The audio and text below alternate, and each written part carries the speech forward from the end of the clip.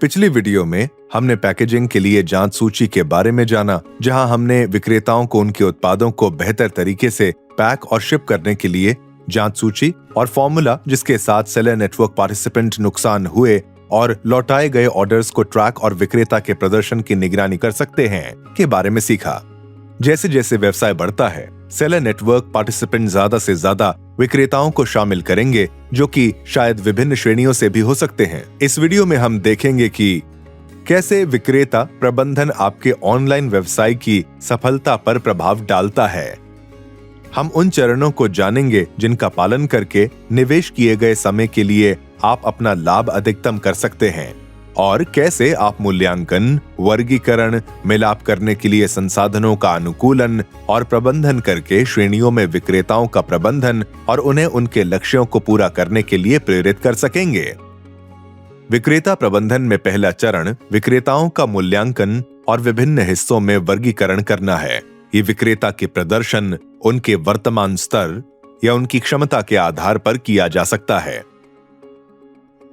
जब हम प्रदर्शन के आधार पर विक्रेताओं का वर्गीकरण कर रहे हैं, तो हमें मैट्रिक्स पर उनके प्रदर्शन का मूल्यांकन करना चाहिए, जैसे कि in stock SKU, stock keeping unit, उनके कैटलॉग की गुणवत्ता, वे अपने ग्राहकों को कैसे संभालते हैं और क्या उनके ऑर्डर्स रद्द होते हैं या समय पर भेजे जाते हैं, और देखने के लिए हर विक्रेता की नेटवर्क रेटिंग भी होगी। वर्तमान स्तर के आधार पर विक्रेताओं का मूल्यांकन और वर्गीकरण करने के लिए हम उनके बिक्री योगदान को देख सकते हैं।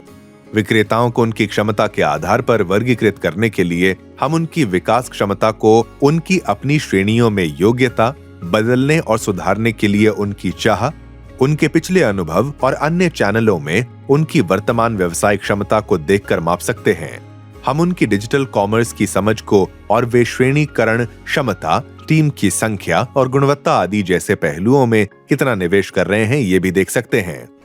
उपरोक्त मापदंडों के आधार पर विक्रेताओं को 3 हिस्सों में बांटा जा सकता है: उच्च, मध्यम और निम्न।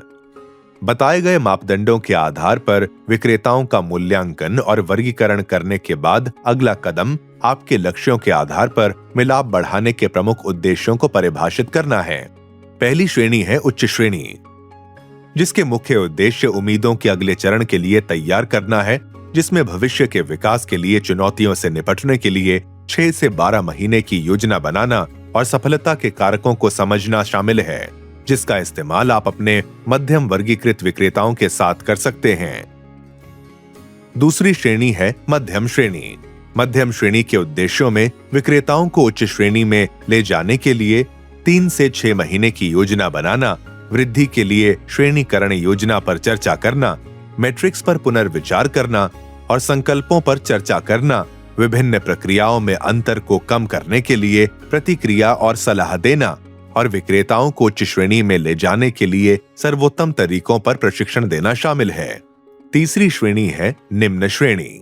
निम्न श्रेणी में आने वाले विक्रेताओं के मुख्य उद्देश्यों में विक्रेताओं को मध्यम श्रेणी में लाने के लिए 1 से 3 महीने की योजना बनाना, उनके लक्ष्यों और अपेक्षाओं को फिर से संरेखित करना, उन्हें और उनकी टीम को बेहतर प्रशिक्षण देना, मानक संचालन प्रक्रिया को बनाने के तरीके पर उनका मार्गदर्शन करना और जांच सूची बनाना शामिल है। यदि विक्रेता लगातार असफल हो रहे हैं और कोई इरादे का मुद्दा है, तो आपको विक्रेता को चेतावनी और सुधार के लिए समय देना पड़ेगा, जिसके बाद विक्रेता को हटाया जा सकता है। चलिए जल्दी से दोहराते हैं। इस वीडियो में हमने सीखा कि विक्रेता प्रबंधन क्या है और जिन विक्रेताओं को आप शामिल करना चाहते हैं, उनका मूल्यांकन और वर्गीकरण करने के लिए आपको सेलर NP को क्या कदम उठाने चाहिए। हमने सेलर नेटवर्क पार्टिसिपेंट के लक्ष्यों के आधार पर विक्रेताओं की हर श्रेणी के बीच ज्यादा मिलाप और ज्यादा बेहतर परिणाम प्राप्त करने के लिए प्रमुख उद्देश्यों को भी बताया है।